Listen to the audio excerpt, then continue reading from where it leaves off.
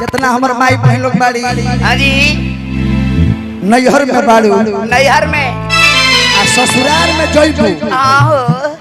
जेहिया सास के अपन माई समझ लेबू हाँ जी खाली झोटा झोटी ना तेहिया झोटा झोटी ना होई ना होई झोटा झोटी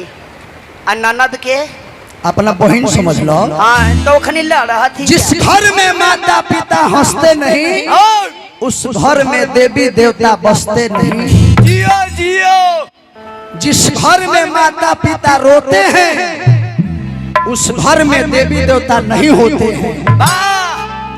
रोजा करो रमजान करो चाहे रहो उपवास उपवास बेटा तो वही है जो बुढ़ारी में माता पिता को रखता है अपने पास। लेकिन सब तो मुंबई छोड़ के मैया बाबा के चल जाती है दिल्ली लेके मेरे हारू के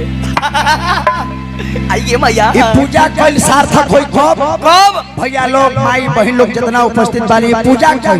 बाबा पर जल चढ़ावल सार्थक होई कब कब अब 108 किलोमीटर 15 किलोमीटर पैदल यात्रा करके जल चढ़ाव बेटवा का और ऐसा दूल्हा हाल देखनी बाप रे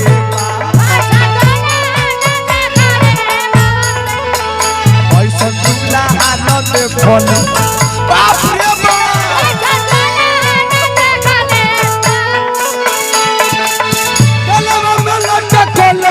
साप रे साप अरे बाप रे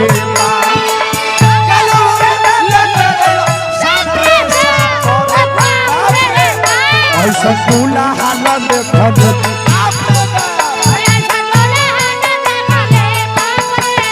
ऐसा दूल्हा हाल देखनी बाप रे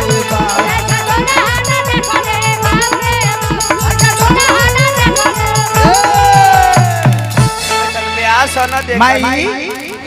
लाइट बुक भाग मत कीजिए इनका आँख खराब हो गया है इनका आँख खराब हो गया हमको ठीक है इनके 4 बाल बच्चा 2 कमा खेब हूँ आँखें खराब होती तो लाइट फूक फूक कर लेते